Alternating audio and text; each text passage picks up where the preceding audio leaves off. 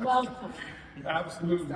Good afternoon, everyone. Happy Friday, and welcome to a special edition of Ready or Not Podcast Live with Scott and Shannan, your hosts, Scott Woods and Shannan Williams-Mitchem. We are here in Columbus, Ohio, of all places. Being from Michigan, I've got to throw that shout out at the U.S. Conference of Mayors 91st annual meeting. And I'm here with the panelists. We literally just came off the stage during the lunch keynote session just a short time ago, talking about the impact and intersection of where we are in the broadband grant programs, and as well as digital equity and the importance of both broadband affordable access and digital equity and the roles that they play. Again, we are honored to be here with, I'm going to get the names right this time, Executive Director of NDIA, Angela Siefer, and former Mayor of Hutchinson, Kansas, and current State Broadband Office Director, Jade, Piros, and Carvalho. And obviously the honorable, I got us close, let's get in there. Valiant effort. I'm getting it. After everything is over with. Okay. And then also the honorable Mayor of Elyria. I keep saying it. I've been all over the place. Elyria, Ohio. The honorable Mayor Frank Whitfield. Welcome to the special live edition of the Ready or Not podcast. But before we get started, I do want to thank Angela Siefer for finding this wonderful location for us. And I know she's got a shout out for some folks that she wants to thank here in Columbus. So Angela, I'm going to turn it over. Columbus is my hometown. Well, originally from small town Ohio, but now it's home. And it's thrilled to have you all here with us.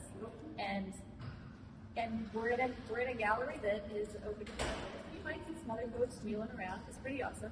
So I asked Smart Columbus because they are the organizers around digital equity in Columbus, and they know everybody. And they brought us to these fabulous folks here. We're at the Brand Roberts Gatherings in the Short North area in Columbus, Ohio, and we are very honored that they let us use their space today. Absolutely. So thank you to you for helping us out, and obviously the folks at Smart Columbus and the Brand Roberts Gallery here for this wonderful space. We actually have some visitors here, so you'll see some visitors in the background. But I want to turn it over to Shannan, our newly minted Vice President of Public-Private Partnerships and also co-host of the Ready or Not podcast, to turn it over to her to ask and answer some questions. So Shannan, over to you. Thanks, Scott, and thank you all for being here, just leaving a stage, and now we're on another stage on our digital platform, Broadband Ohio community. First of all, I'm going to ask you, how do you all feel? I mean, after having done that presentation, now you're here, you're talking sandwiched in between two other major issues that mayors discuss, obesity and climate change, and here we are talking about broadband. So I would love to hear your perspectives on the importance of broadband, given all of the other priorities that mayors think about on a day-to-day basis. We can start with the mayor. Yes. So thank you, Shannan. I feel great. I feel like we had great chemistry on stage, and we were able to build off of each other's comments. And I think after we got off the stage, a lot of the mayors were congratulating us and sharing what they got from the session. So I'm exhausted, but I feel great. That was just a good exhaustion. Yeah, I would echo what Mayor Whitfield said. I think that everybody's really receptive to what we're saying, and we planted a seed that broadband should not be on the sidelines as a lesser priority to other services that they're provisioning. I also feel like the power of talking to people in the local government space is that they have this deep desire to change lives for the better and are able to do that because they're closest to the people. And so a really effective talk, I felt like, and spurred a lot of additional conversation. I'll have to agree. Yeah, I agree. And I was very honored to be there with the current mayor and the former mayor because they clearly, they knew how to talk to the audience. So being with folks who are peers to those that you're talking to gives you a kind of okay, we're doing this a way that is respectful of the message we're hearing. And Scott, this is your second go-round with the U.S. Conference of Mayors.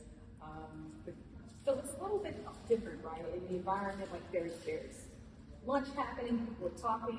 I think in the first presentation you had, you told people, stop what you're doing, listen to us, talk about broadband. And this time took a little bit more subtle So it's a little different approach. Like a little anxiety too. People had a little bit of nervous energy, but you got to read the room. So part of this is before you kind of read the room, and I couldn't do the same thing I did before because who wants to do that? So I just tried a more subtle approach to get the audience's attention. I will tell you what, the time goes by extremely fast. Right? That 15 minutes that we were allotted, it seemed like it just shot by. But I love the energy of mayors. Again, they're dealing with so many issues, and the fact that they can come together, regardless of a political background or influence or whatever. It's like mayors are here because you all believe in your city and you want what's best for the residents that you serve. And so this was our opportunity, before 600 of the biggest city mayors across the country to make our case, if you will, to remind them of a call to action regarding both affordable broadband access and digital equity. So it was my pleasure to be able to do it with such a fantastic individual panel, as well as collectively how we fed off of each other's energy. I thought was amazing. Yeah, I would have to agree. I know all of you all and have worked with you all, but I was jotting down quotables as you were speaking, and I'm going to go to them like the nerd that I am and have you talk more about some of the things that you said during the presentation. So maybe we can start with you, Jade. You mentioned how NTIA has been using the phrase in their marketing, internet for all, right? But you want us to stress that it really is about opportunity for all. Can you talk more about that and your experiences and why that's such a good, important part of your work and how you think about broadband access? Yeah, thank you, Shannon. I'm glad you picked up on that because I really do feel that broadband access is a level setter for opportunity.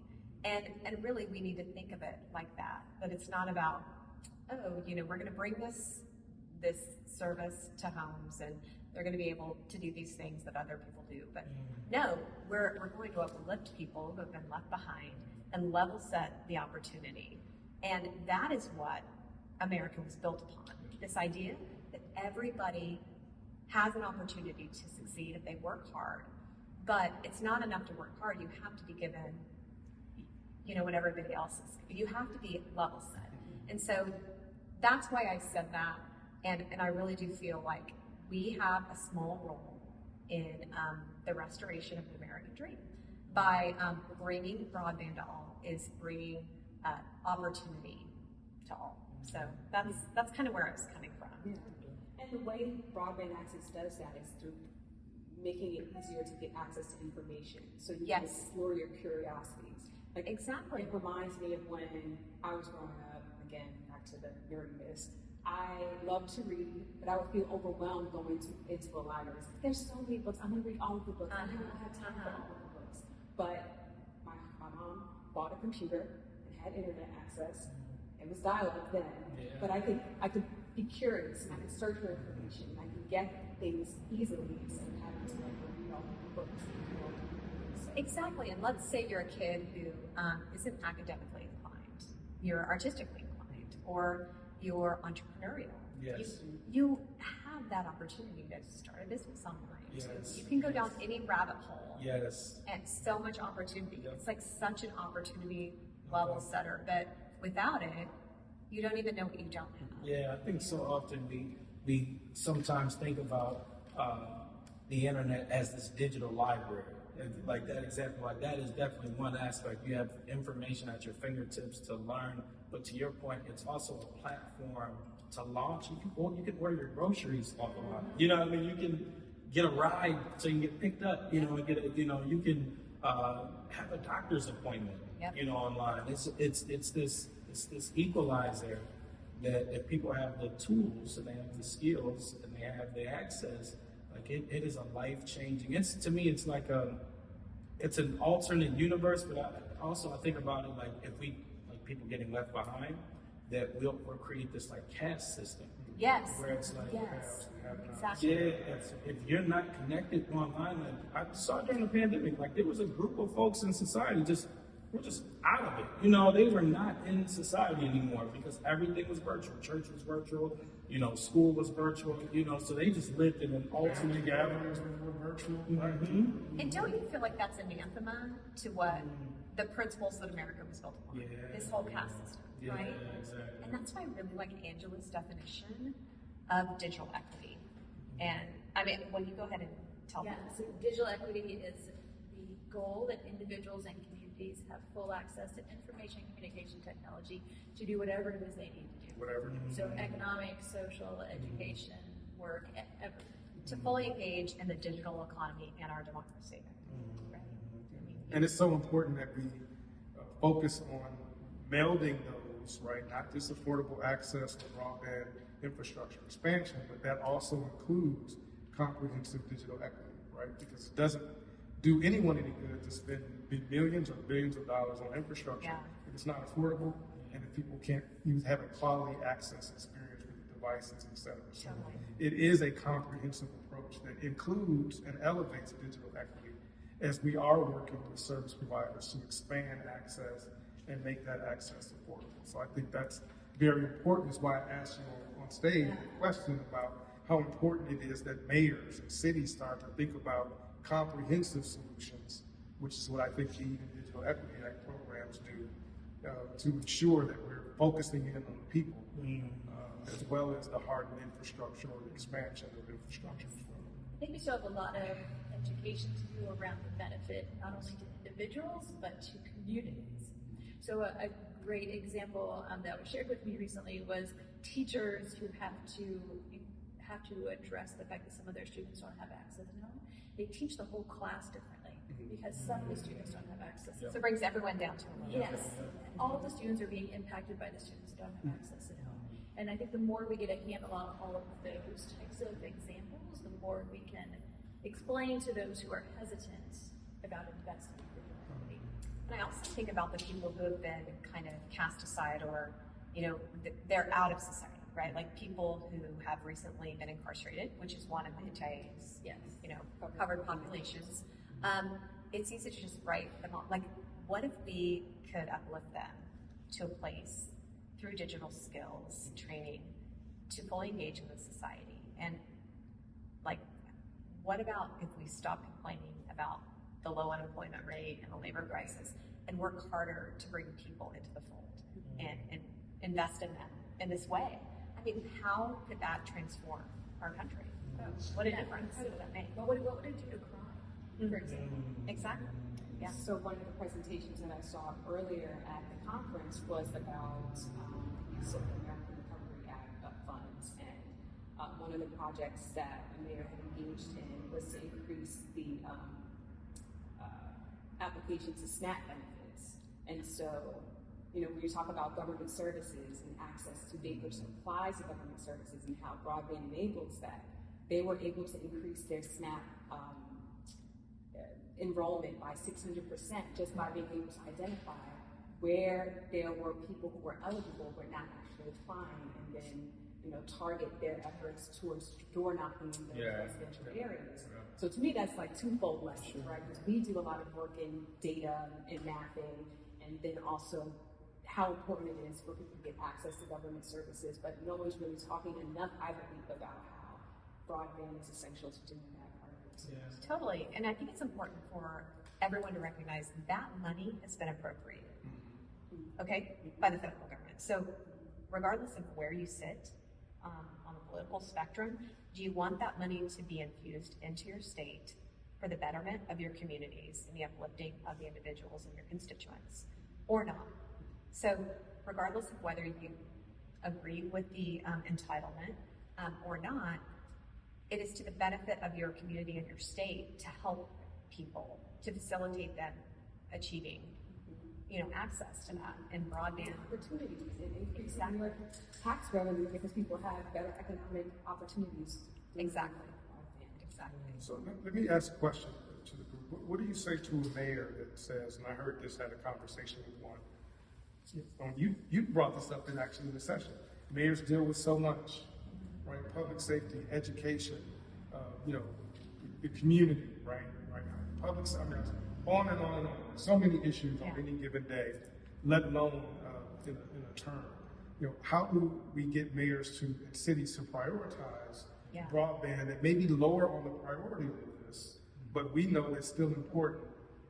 That digital equity is still important. So how do we elevate that conversation to ensure that mayors are focused on broadband and digital equity, just like they are public safety and education and economic development, right? Yeah.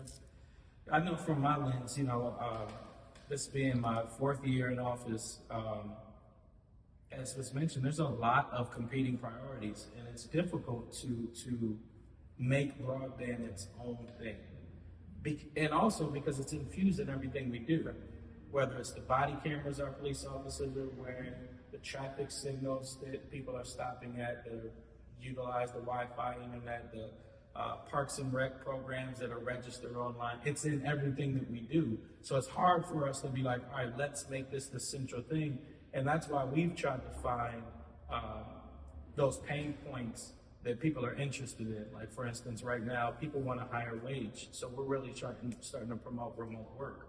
So that's the entree to talk about digital connectivity. Well, if you want to work remotely, you have to have reliable access to the internet. You have to have a good device, because you're going to be probably doing some sort of Zooming or streaming or some sort. You need high-speed internet and a good device to be able to do that. And then you got to have the skills to navigate between screens and whatnot. So we try to always use some sort of topic to center the conversation, to then have a broader conversation about broadband. But I will admit, as a mayor, it is difficult to just say broadband. It's like talking about water or air. You know what I mean? It's like this thing that's so infused in everything that the conversation can just go so far. One of the conversations we're having right now, which is so unique, we had a grocery store that got closed in a low-income neighborhood and moved to one of the higher-income neighborhoods in town. And so we did a roundtable with the folks there talking about what did this mean for them. And the conversation ended up short-term focusing on digital equity and access to be able to order groceries online. So traditionally that conversation would have gone towards farmers markets and, a bunch of other things. But we ended up like, hey, there's this tool that if we trained you all on, maybe provided some incentives on, you could maybe access even more food by having this tool. So that's how we approach it. And can I ask something just real quick? I want to make sure I got this right.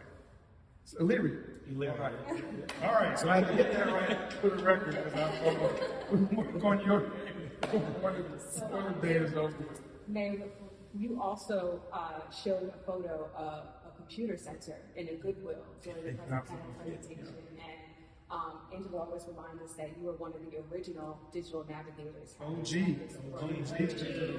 the beginning, right? So, your presentation, you really did talk about the sense of urgency that's required right now, so that local governments can have a say in what states are doing in their broadband offices. And you talked about how you're doing it. That's so important for folks to listen to and to be a part of the conversation. Sure. Common residents, we all need to, the people who just live day to day need to know why it's important, and all these funds are coming down. They need to hold leaders accountable to what you expect. So there's two things I'll share. One is, I was in an interview earlier and someone asked, what makes a great mayor? And one of the things I share with them is a mayor is someone who listens to the music behind the lyrics. So, Henry Ford has that great saying, if I would ask people what they wanted, they would have said faster horses. So what he did, he heard what the need was and said, all right, but here's the Ford vehicle here to meet that need. And it's similar with our populace. Like, people don't know the power of the internet. So they're not going to say, I need digital training. They're saying, I have problems with transportation getting to my doctor. I have problems with food access. And it's up to mayors and leaders to be able to connect the dots and say, there's a broadband solution for that. And if we invested in that, in the training and the tools, we could meet that need. So I think that's it. How can you bring a visionary approach to problem solving? Yeah, with broadband in the center. Reacting to what you hear, but applying broadband and technology and digital equity to solve that problem. I think is a great concept. The other thing you mentioned, I wanted to piggyback off, you talked about people accessing their benefits online. One of the things that the pandemic exposed that was interesting just watching is how we could have been doing things so much more simple before, but we had all this red tape, and all of a sudden it's like, oh, we really could have been doing this that time. I don't know if y'all saw that. That is such a good point. Like, it can't be done. Like, no, it can't be. And then, like, when you had 4 months to, like, through CRF funding to, like, build thousands of miles of fiber or whatever, they're like, let's remove every barrier possible. We had permits falling from the sky. And I'm like, wait a second. Why is streamline permitting? this the reality every day? Like, why can't we remove these barriers to facilitate this critical infrastructure every day? Yeah, and the scary thing I'm seeing is people want to go back to the way it was. They're like rushing to go back, and I'm like, no. We've learned something now, and you see it with companies right now too. They're like, everybody get back in the office. They're only a full-time office. Like, Well, that's because they're paying for their office space. exactly. Yeah. You can't get out of those. Speaking of how funds move the needle, right? Some of the comments you made during your presentation, Angela, was about creating digital equity ecosystems that sustain beyond this one infusion of federal funds. Like, how should leaders do that? Yeah, It's not an easy question. It is hard. I don't know that I have all the answers on how to do that, but I think we have to figure out how the money coming in isn't just used to run a program and then that's it. So yes, run a program and provide some digital inclusion programming, but then make sure that you are including partners who could potentially keep it going afterwards, right? Who are the potential funders? Who benefits from that programming? Because it's not just the individual that's benefiting, it's retail, it's finance, it's health. What are the industries that are benefiting? And can you pull them as partners when you're not asking them for money? And then they see the value, do the data, or gather the data, do the research, show the value to them, help them see the value. Because we have to figure out how to pay for these things moving forward. So part of it is the community will get used to these programs, and then that could result in sustainability because they have to scream and shout if the programs go away. But also the ACP. Yes, we've talked about ACP. But we also have to make sure that there are these other sources of funding for the digital skills in particular, because I think we have this possibility for ACP to continue, which is the Affordable Connectivity Program, and we have to figure out how that can happen. But there's also the digital skills part of it, which that is only being paid for through Digital Equity Act, or maybe for some states a little bit of the BEAD money. But then after that, how do we keep paying for it? And it's not like we're going to be done. Okay, it's all about digital skills now. Technology will change. It'll be fine. Everybody's good to go. Yeah. So Go ahead. Jen, I want you to tee some questions up before we get to the next segment. Shannan finishes her questions, and we'll take questions from the community. So welcome everyone again. We'll reset right here.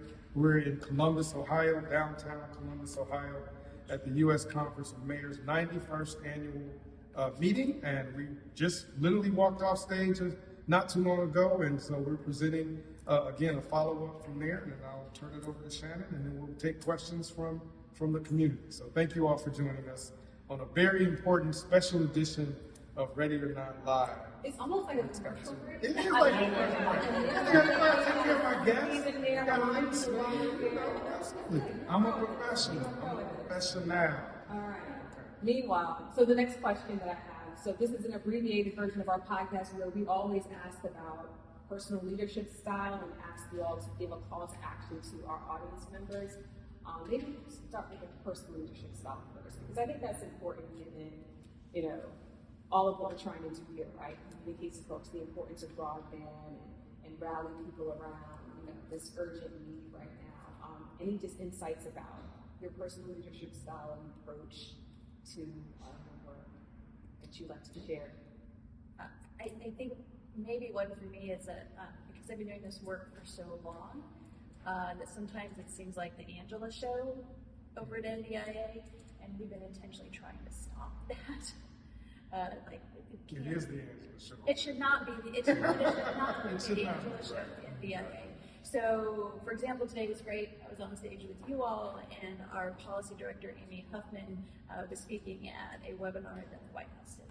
So, because we're ceasing it to be like that, because there is a lot of expertise out there.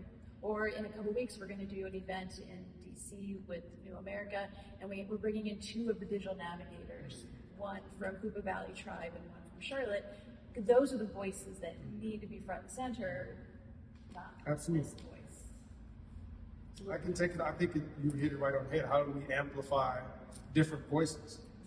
But as leaders, how do you cultivate the next generation of leaders by giving them the right opportunity and opportunities to grow and not hog all of the spotlight? That's our job. And that's our job to do. And it's hard to do because you want to be successful, but you also want to ensure that your companies, your organizations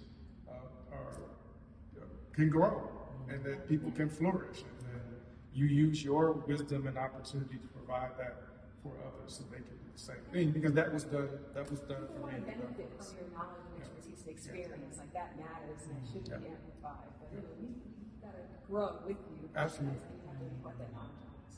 Absolutely. Well, yeah, kind of piggybacking on what both of you said. I mean, pulling from my Mennonite background, I try to lead with kindness, and I try to empower people who I supervise. My goal throughout my public service career has been to uplift others, and so anything I can do to walk people home, walk alongside people, and I think we can't get lost in the chaos of this work and the difficulty of this work, and forget that we are here to help others. I mean, that's why we're here, right? And so I think that's my personal appreciation to that. I would say for me, I think often about how hard change can be, and how you have to extend some grace to people in the midst of all the change that's happening, and you're asking them to change or embrace this chat GPT or whatever this new thing, this scary thing you're asking people to embrace in. And I think I learned that a lot as a teacher, as an instructor, is you gotta have to hold people's hands and show them the safe ways, because they've heard the horror stories of engagement technology, and just kind of holding people's hands a little bit throughout the process. And I think you have to disrupt people's patterns as well. I think that's why we built the computer lab inside of the retail store, because it was like, all right, here's a pattern people have. They go to the pharmacy, they go to shop at Goodwill. Let's put the lab right in the middle of their pattern. And so now they can't ignore it, and I think that's, part of how we look at it. All right, good. Let's go. We got any questions from the community? Sure thing. So Sean McDowell, he has a comment and then he has a question and then kind of clarifies. He said, high-speed broadband should be treated as any other utility, widely available and affordable to all. From a city-county perspective, what efforts are being undertaken to obtain funding to build the fiber backbone capacity and last-mile infrastructure to the underserved areas? And then he clarifies, he says, especially neutral dark fiber centers where last-mile ISP providers can lease facilities and thus accelerate fiber to the home services to underserved urban and rural areas. Well, That's a lot.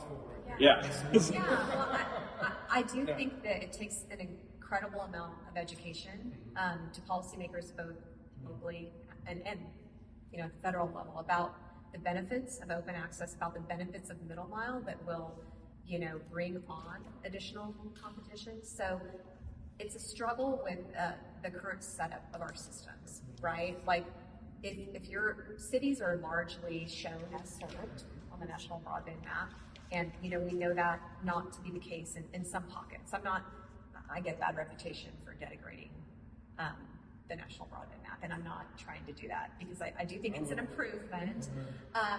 But I think that it's a struggle to bring those sorts of resources and infrastructure for future-proofing cities with public funding, because they're shown as served. Right. And so it really comes back to the need for local leaders to rise up, engage with their champions, their broadband champions,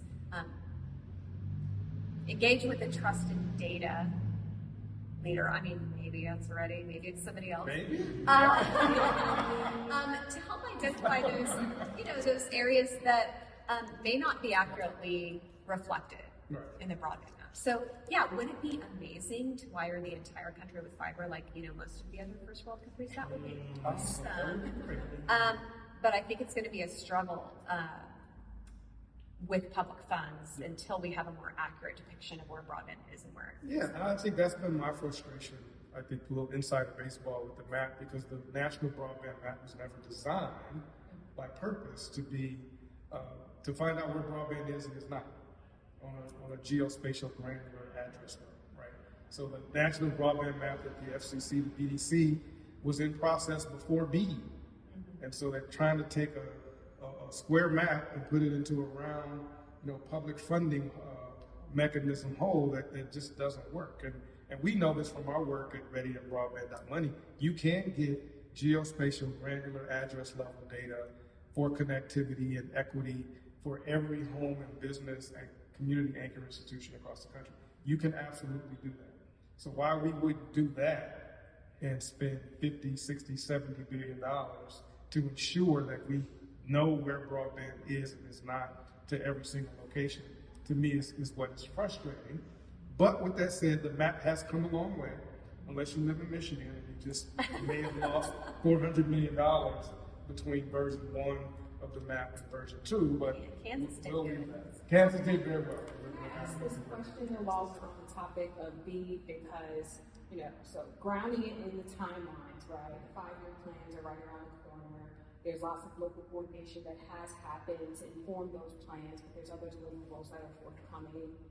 Like, what do you think local coordination will look like after 5-year plans have been submitted? How do we pivot a little bit, given deadlines and timeframes for the FCC's fabric map have passed in order to make an impact, at least at the location address specific challenge level? What's on the horizon in terms of local coordination and how we should focus those efforts to best impact this whole process? That's a good question. I don't think we know yet, right? I think NTIA mandates local coordination, but once the plans are submitted, I think it's incumbent on really good state broadband directors like Jade to continue the consortium, the partnerships that they brought, the stakeholders that are around the table to continue those discussions and conversations. But it's really hard practically once the 5-year plan is submitted and then all of the focus is now on implementation. How do we continue to center and focus on local coordination when you're trying to now implement a multi? I kind of disagree because we cannot let this be a one and done. Okay. It's not a one and done. And we have a rock star digital equity program manager, and she we set yearly goals, and she intends to go back to at least 50% of the communities that we engaged with during our planning process in the next 6 months. And I think that's paramount because you can't just go there, talk to a few people and say, check, we're done. And also you have to continue communicating to them about what their investment of time meant. And it wasn't for naught. And help them understand the difference they made in their communities, get additional feedback. And that's why, it's not about just the 5-year plan. We also have to do the initial proposal and the final proposal. It's a lot of work, but I like the way NTIA has set it out. I think they did a great job of not just saying, send out this plan. Because how many, you as a mayor, how many strategic plans sitting on the shelf? But now we have this plan, and then we have an initial proposal for implementation of this plan. We take a year, we see how it works, and then we, revise, and we do another proposal. And so that all is going to take additional, in my opinion, additional local consult, because it can't be done on high bureaucratically. It's designed to be a grassroots effort to constantly engage with the people it will impact the most. And I also offer that it's not just about the interaction with the state, it's also folks local level just doing what they want to do, right? I think one of the things the federal money has done is drawn, in the pandemic, the money in the pandemic, 2 things. Drew attention enough to the issue that folks are gathering together and being like, we got to come up with a plan. So even if we don't get any of that state money, we need to figure out some other solution because we still have this problem. And so I think that's the part of the digital equity ecosystems that Shannan wanted to talk about is it's the programming ecosystems, but it's also the people ecosystems. So who's talking to each other? Who understands the issue? That's the education piece. Who understands that this is a problem? And then how are they together advocating for the things that they need? Do they want laws changed? Do they want permitting changed, right? What is it that they want changed? And that the access to the infrastructure itself is one piece, but then also the how are people using it, the digital skills and devices, the affordability. That it's all mixed together at the local level. They don't necessarily separate. And I think what you're describing too, Jade, I think is a great example of how your infrastructure strategy, if you will, also has digital equity into it. And so that local coordination piece never goes away if you're always in touch with the people. And if those strategies are tangential and in fact complementary, now you're making sure that even though we're beyond that 5-year plan and the proposal, but you still have a pulse of the people that you're there to sit and serve. And hopefully, obviously when we implement the programs will impact. So I think that's a great idea. It should be replicated across all of the 56 and 57 now broadband offices across the country. And to me, that's the nuance between like touting internet for all and assuming that we're going to meet every need and not, because if you have to recognize that there's still going to be gaps that exist. Yes. And that's why the information beyond that is needed so that we can see and feel where those gaps still exist and where we can supplement at the state level, if not federal level. Well, and something Angela said, you said something about people like meeting people's needs. And there are some people who don't even know what they need. They don't know what they don't know. And I think that is a unique problem or challenge for states, because those people shouldn't be left behind either, just because they don't understand the benefits. They should be prioritized. Absolutely. So I think that there's a fear aspect to that. So technology is intimidating, it's scary. So there are folks who are like, forget it, I'm not doing it. Well, but there are some places where you can't avoid it. Yes. Right? You need to have a telehealth appointment and you can't get to the doctor. Well, either you don't go to the doctor, or you figure out the telehealth appointment. Absolutely. Because sometimes the transportation is the barrier that for some people cannot be overcome. So there comes a point where, and you hate to be like the one that's like, you have to use technology because everybody should have a choice. But there are some times in life. You don't have a choice. I remember flying into Ronald Reagan Airport for the state Broadband Leaders Network Summit in January. And in the Southwest Terminal, you can't order food without having an app. Like, you can't walk up and say, I want a slice of pizza. You have to download the app, scan it, and they're like, what are you doing? Why are you walking up this counter? And I'm like, oh my word. Like, if my mother was alive, she would be hungry right now. I think you're describing a perfect example. We interviewed James Neal earlier this season on the podcast, and he had talked about concepts of digital dignity and digital confidence, particularly among vulnerable populations. Yes. Elderly, right? That's the only option that's available. And I either don't have a device, or I'm not savvy, I don't know how to use it. Yes. I go home. Totally. Instead of having someone there that could potentially help a senior do that, or having another option available so that they can fully participate. And think about where technology is going. We're going more towards that than going back to the way it was. So I think when it comes to technologies, sometimes we have like a super nuts conversation about technology. It's like, here are the basic things that food, etc. But like, technology also contributes to a high quality of life. And it's like, hey, I know you may live in this neighborhood and things aren't that great, but this could unlock a whole new world for you that I'm enjoying every day. Yes. That you don't even know of. And I think it's just, the analogy I can't escape in my mind, I don't know, because June is like Juneteenth. Juneteenth is a holiday where you had a group of African Americans that were still enslaved and didn't know that they had been free. And it's like, we have a group of people in our country who don't know this other world that exists that could help them with their job, could help like the day-to-day stresses that they're dealing with, as well as the dreams and aspirations they have. this is a tool to help them get there. And like nobody's telling them that. Yes. You know, nobody's evangelizing to them to say, NDIA. you know, well, I shouldn't say nobody. We need a bigger microphone to evangelize the people. Because if not, I do think we'll create this caste system where a lot of folks are just thriving and enjoying life, and then folks are just left out. I think that's such a good point, and that's why I'm so heartened that, like, recently incarcerated people are a covered population. I remember when my brother got out of prison, he didn't know what email was. He didn't know what a cell phone was. I remember he came to live with me. I gave him my old laptop, and I'm like, you click on this is called a browser. And it was like, I mean, you can't even apply for a job. Yes. They don't have a chance. Yes. They don't have a chance without the work you're doing. And think about the type of job you can only apply for in paper. Like, so think in your mind, like, the type of job that you know what I mean? It's like, is that a job that any of us want? Right. You know what I mean? The caste system. Exactly. Limiting the options. Exactly. So, None of us are really immune to that fear that comes with changing or trying to evolve to something brand new. And we've experienced that even in our outreach to local leadership. Like, one of the things I admire most about you, Mayor Whitfield, is we had dinner recently where we talked through some of the nuances, like the specifics of BEAD and broadband infrastructure and all that stuff. It's very specialized. We're all still coming up to speed on all of it, but you have to not be afraid to ask the question. Yeah. Like, you called us out and said, what is that acronym? yeah.